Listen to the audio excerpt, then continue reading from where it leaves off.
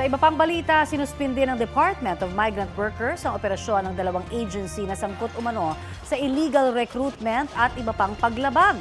Sa inspeksyon sa Malate, Maynila, nabisto ng DMW sa isang agency ang online kabit system kung saan nakikipag-operate mga illegal recruiter sa mga lehitimong agency.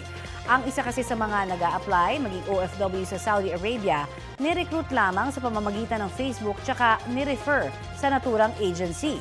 Bibigyan daw siya ng tulong at training ng DMW. Napag-alaman din na hindi rehistrado sa DMW ang accommodation ng naturang agency para sa mga OFW na paalis na.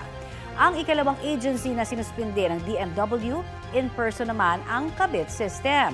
Hindi raw registered ang isa sa mga empleyado, kaya itinuturing siyang illegal recruiter. Git naman ang empleyado, sumasailalim pa lamang siya sa training.